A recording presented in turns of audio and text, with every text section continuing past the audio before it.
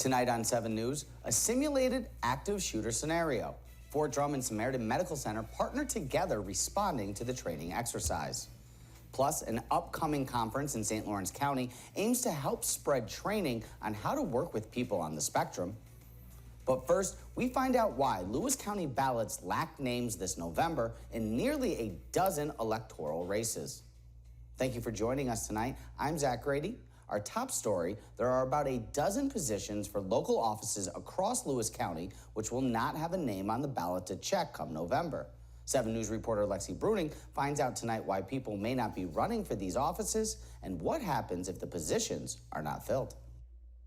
Hey, you want to go take a walk? Bruce Williams spends each summer in Oswego County, often with his grandkids. He may be retired, but since 2020, he served as the town of Montague supervisor. There was nobody on the ballot for town supervisor.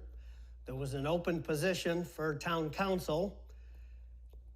I figured I could do better than nobody. This year is no different. Out of what Williams estimates is about 70 voters, no one has filed for town supervisor in Montague, including Williams. Half of that profile of people has either served or they're at a point in their life they don't want the extra aggravation and responsibility. He says the other half are likely younger, raising families with other job responsibilities. Mike Young, chair of the County Republican Committee, says there are likely a few reasons people aren't running.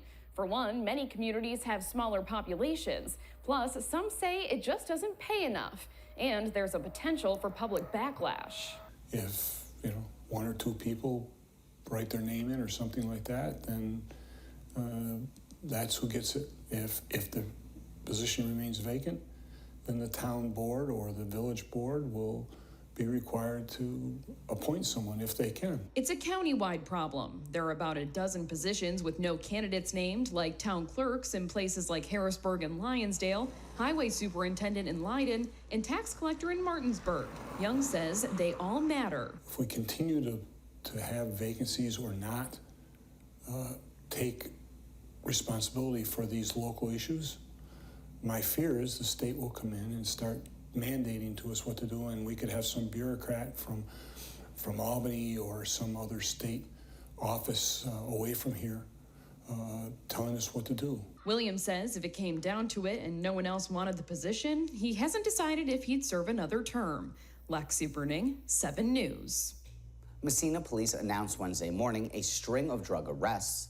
38-year-old Alicia Crump of Messina, along with 32-year-old Dominique Pitts and 30-year-old Deontay Austin, both of Rochester, face multiple charges of possession of fentanyl, cocaine, and meth, which they allegedly intended to sell. Village police executed a search warrant Monday on Sycamore Street. Police say they found more than 34 grams of meth, 8 grams of crack cocaine, 147 packets of fentanyl and PCP, more than a gram of fentanyl, and about $1,800 in cash. The 3 arrested face 4 charges, each of criminal possession of a controlled substance. Crump also faces a criminal nuisance charge. They were arraigned in Messina Town Court, being sent to the county jail without bail. All 3 have prior convictions. Village police posted information Wednesday on several other drug arrests. You can head to our website, www.wwnytv.com, for more details. A man in Messina is accused of breaking into a home and stealing several items. Messina police say on July 6th, 33-year-old Andrew Corsone allegedly entered a home at 100 Woodlawn Ave in the village and stole more than $2,400 worth of property. Corsone is also accused of trying to hide evidence by throwing a TV mount into the woods and pushing an air conditioning unit from a window, destroying a toy inside the home. He's charged with felonies for burglary, grand larceny, and tampering with evidence, as well as misdemeanor criminal mischief. A separate Messina man is accused of breaking into a church rectory. Messina police say 51-year-old Robert Yakel broke into a St. Mary's Church rectory through a window, breaking it on Cornell Avenue. Yakel is accused of taking a cash box with $50 inside. A pipe was also damaged. Between the pipe and the window, $110 worth of damage was done. Yakel is charged with 2 counts of felony burglary and misdemeanors for petty larceny and criminal mischief. He was sent to county jail with no bail set. State police are attempting to locate the owner of an all-terrain vehicle. The four-wheeler, a model 2004 Polaris 500 HO 4x4 ATP, was found on July 10th along West Road in the town of Torrin.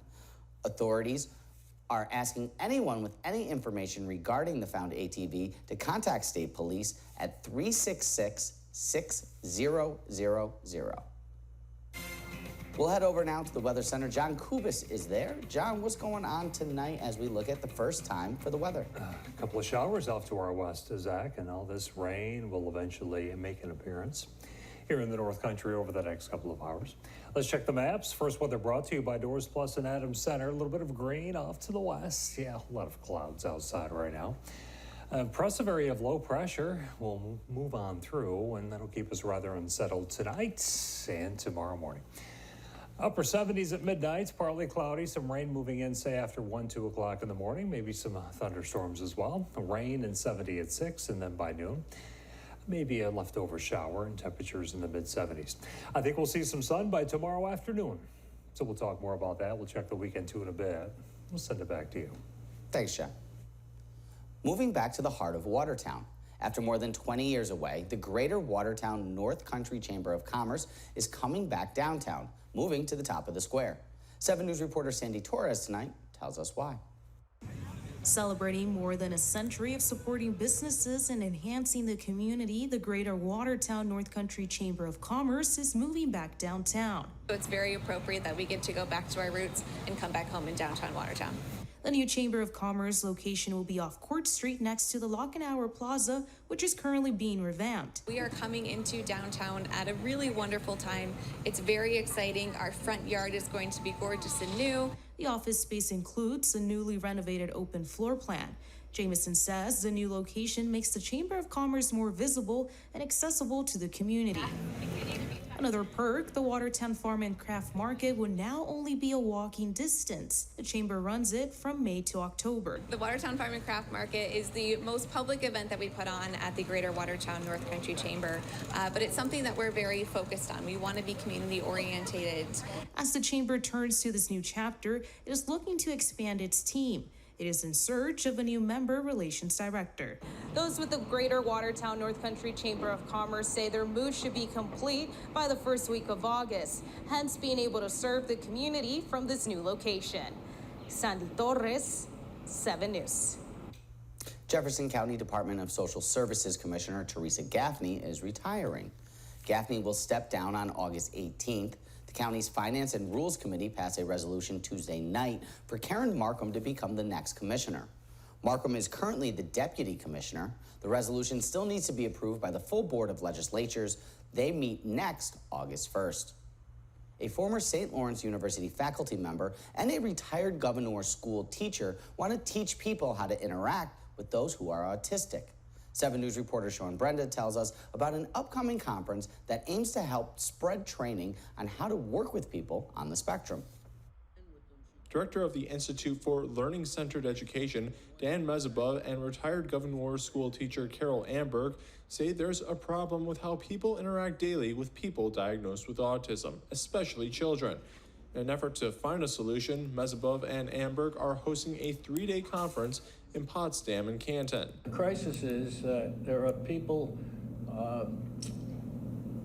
who interact regularly with people with autism. And I mean teachers, teacher assistants, bus drivers, secretaries, cafeteria personnel, people in community organizations, and they have no information to guide them.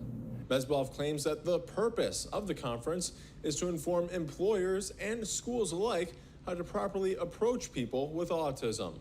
More than 20 people have been invited to the conference, including experts in the field of autism, school and community organization leaders, and people who have autism as well. There's a bio of all of the 26 participants, and we have people from all walks of life, from all over the country. I just think it's going to be very exciting to be working with this caliber of people. There will be 5 workshops with the goal of making plans on how to best educate the community. The conference will be hosted Sunday and Tuesday at the Potsdam Public Library and on Monday at Canton Bosse's on Main Street. Sean Brinda, 7 News. Wednesday marks the 33rd anniversary of the signing of the Americans with Disabilities Act into law by former President George H.W. Bush. The nonprofit group NERCL is working to spread awareness about the help the ADA brings. Lucy Jo Tuttle, who is deaf, says the law changed her life in ways she cannot even imagine. I think back and I wonder what it would have been like for me if it hadn't been passed. Would I be homeless? You know, because I couldn't, any job, I couldn't hold it because they didn't want to accommodate. Tuttle is now the one helping others with disabilities to find jobs through NERCL. You can find informational tables set up by the group at 10 different Kenny drug locations across the North Country. Still to come, Mel Busler takes us around the North Country for your Toyota Sports Report. Hey, Zach, I had the pleasure of talking with a legendary pitcher, Tommy John. That story in sports. Plus, a Fort Drum training exercise tasked Samaritan Medical Center with responding to a simulated mass casualty event when 7 News continues. From the North Country's news station, you're watching 7 News Tonight with Garrett Dumblewski. Tonight's weather with John Kubis. And your North Country sports with Mel Busler.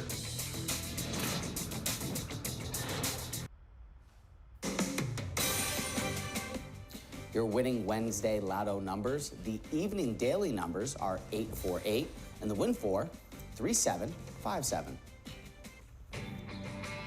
Tonight on Military Matters, preparing for the worst. Several North Country hospitals partnered with Fort Drum Wednesday, training on how to respond to an active shooter situation. 7 News reporter Chad Charette was at Samaritan Medical Center getting a first-hand look at the simulated shooter scenario. They came in a fleet of ambulances, along with a military van. Okay, the ones that can walk, straight line and wait in line. Dozens of Fort Drum soldiers being treated for simulated injuries. Gunshot wound to the right side of the chest. It's part of an annual joint training exercise between the military and civilian medical personnel. This year's centered around an active shooter scenario. We're always prepared. It's what we do. We're healthcare, but anytime you can drill it and really practice it makes you better. The severely wounded were wheeled into the hospital's emergency department, but a majority received treatment in the ambulance bay, a necessary move when the site is flooded with patients. The ability to practice a mass casualty incident really makes sure that we are prepared to be the North Country's trauma center. Since Fort Drum doesn't have a hospital on post, it relies on community partners like Samaritan in situations like this. The hospital's COO says that relationship is important. I think it gives us a chance to serve those who serve our country. Samaritan personnel were encouraged to think on the fly during the exercise to help simulate the scenario's unexpected nature. It's really good to just knock the rust off some of the processes and see what we can do better. According to hospital staff, overall, the exercise went well, and communication has significantly improved since last year's. We also had some new communication tools that we were using as a management team, which seemed to really help, using Microsoft Teams and different products, so that communication was really, really quick, which was nice. The exercise had wrapped up by the early afternoon. A number of other hospitals in the area participated in the drill, too.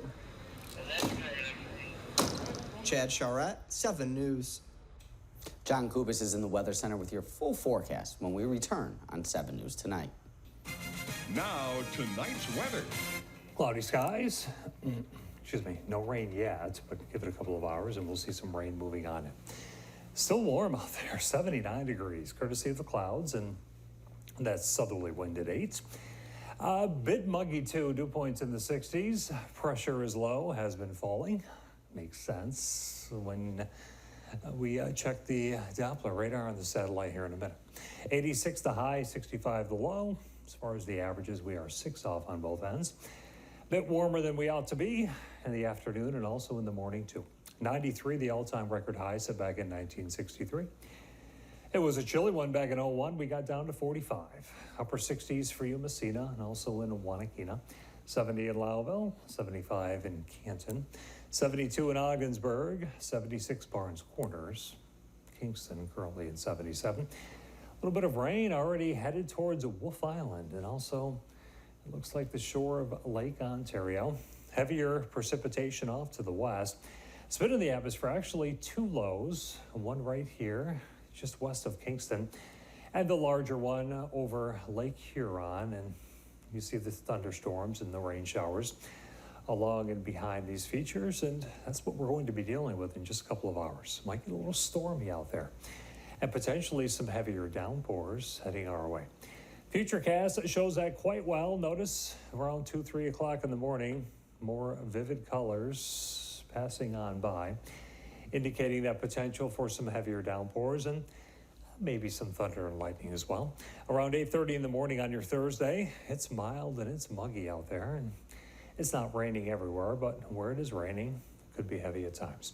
During the day tomorrow, around noon, 1, 2 o'clock, everything kind of clears on out. And by tomorrow afternoon, we're going to enjoy some sunshine, and the temperature is very seasonable for the time of year. Not so much overnight tonight. It's going to be muggy. It's going to be mild. The lows near 70. Some showers passing on by. Potentially some thunderstorms and maybe some heavier downpours. Tomorrow, the best chance of any rain comes in the morning. Some morning showers and storms. Highs in the upper 70s to lower 80s. In Lewis County overnight, rain likely for you. Some showers, maybe a thunderstorm or two.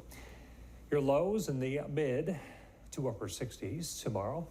Some showers, mainly in the morning, maybe a thunderstorm as well. Highs in the mid to upper 70s. St. Lawrence County tonight, some showers, some thunderstorms, lows in the 60s. Tomorrow, best chance of rain before noon. By the afternoon, skies clear on out. Highs in the mid to upper 70s to lower 80s. Hot on Friday, 86 here in the city, warmer away from Lake Ontario. Maybe some spots topping out in the lower 90s. With mostly sunny skies, some showers on Saturday, Sunday, Monday, and Tuesday looking cooler, looking less humid, and I think we'll enjoy some sun. Coming up next, Mel has sports. Stay tuned. Now your North Country Sports. Time for your Toyota Sports Report. The North Country Sports Hall of Fame has made its selections for this year's induction class, a stellar group of inductees in this year's edition. Hall of Fame President Ed Murphy made the announcement of this year's inductees Wednesday morning. Among the names on the list, Dave Tremblay, who made a name in local baseball and then coached and managed in the majors. Mike Delaney, longtime coach and athletic director at Immaculate Heart. Jimmy Howard, Ogdensburg native, who was part of a Stanley Cup winning team in Detroit as its goalie. Kirk Venaquatro, who was on hand for the announcement. Kirk made his mark by building the Carthage lacrosse program and is coming off coaching the Philippines national team at the World Lacrosse Championships. You know, you coach for the relationships, and you coach for the wins and the success and developing young men. But then something like this happens at the end. It's humbling, Mel. It really is. St. Lawrence County native Stan Moore, who has made a name in coaching hockey. Dutch Grant of General Brown, who played and coached sports besides running the school district. Cynthia Wetmore, who coached women's sports. And Henry Coffeen of South Jefferson. Hall President Ed Murphy proud of this group of inductees. This is what the whole process of this whole thing, and now we're in the mode of getting a hold of people, announcing it, and letting them know and their families know, and it's a great time to be part of the North Country Sports Hall of Fame. The date for the ceremony will be announced later. Well, anytime I have a chance to talk to legendary pitcher Tommy John, I take advantage of it. Tommy's connected to the North Country by wife and Watertown native Cheryl. Now, I had a chance to talk to Tommy recently about the possibility of going into the Hall of Fame and a charity he's involved in. Tommy John had an illustrious career as a major league pitcher. He pitched between 1963 and 1989, missing parts of the 1974 season and all of 1975 due to the surgery on his left elbow that would bear his name. Over his 26 years pitching, he produced 288 wins, 164 of those wins after his surgery. He pitched a total of 162 complete games. An amazing resume that hopefully will lead him into a Hall of Fame selection next year by the Veterans Committee. I enjoyed playing, and I played as hard as I could play for as long as I could play. And thank God Dr. Job was at the right place at the right time when he operated on my elbow and put me back together. And I had another 13 years after surgery. And here's the kicker. Never missed a start in those years. And I pitched out of the bullpen. I started on 3 days rest, 4 days rest. So whatever Dr. Job did, he did a heck of a job. John is philosophical when it comes to next year's vote and whether or not he makes it to Cooperstown. It would mean that I reached the pinnacle of my baseball career. But, when I signed to go in to play baseball, my dad told me one thing. And he was the smartest man I've ever known not to go to college. He said, Tom, I don't care what you do in baseball. You can get released in the first month, or you can pitch for 20 years, which I did. You can be in the Hall of Fame. You're not in the Hall of Fame. You will only be Tommy John from Terre Haute, Indiana. Tommy John certainly does plenty of charitable work around the country. He has a special event he's involved in honor of a former Yankee teammate, Thurman Munson. And he's headed to the Thurman Munson Scholarship Dinner in August. John considered Munson a great catcher and teammate. I go over to the Yankees 1979, and I'm anxious to pitch to Thurman Munson. So I'm there in spring training. He never catches me. This is how good of a baseball player he was. I get my first start, which is the third game of the season. And he sits down and he said, do you want to pitch like you did in spring training? And I said, how do you know how I pitch in spring training? He said, what do you think I did on a bench? You sit there and looked up in the stands. He said, I watched you pitch. I watched what you do. He said, you'd like to throw a lot of sinkers and curveballs. And I said, yeah, that's the way I pitch. And he said, okay, that's what we'll do then. So he never caught me in spring training at all. But yet he knew how I pitched because he looked and observed. John is also part of the Pay It Forward auction for Thurman Munson. Tommy John, a Hall of Fame person. Well, tonight's Watertown Rapid Scoreboard brought to you by Kraft 836 Canteen on Coffeen Street in Watertown. Featuring crafted specialty pizzas, shareable appetizers, desserts, and sandwiches. For great food to go or eat in, it's Kraft 836 Canteen. Perfect game Collegiate League baseball action tonight. Watertown Rapids defeated the Mohawk Valley Diamond Dogs by a score of 6-2. Carlos Rodon earned his first victory in 4 starts with the New York Yankees, who got an offensive spark from Harrison Bader in beating the New York Mets 3-1 for a 2-game split of their Subway Series. Bader had 3 hits and scored twice at Yankee Stadium, including an aggressive dash and head-first dive into home plate that you just saw there. Well, that's it for now. We're going to stop, pay some bills. When we come back, Zach Grady will wrap things up. For Mel and John, this has been 7 News Tonight. Mackenzie, Beth, and Emily join you again for 7 News tomorrow morning.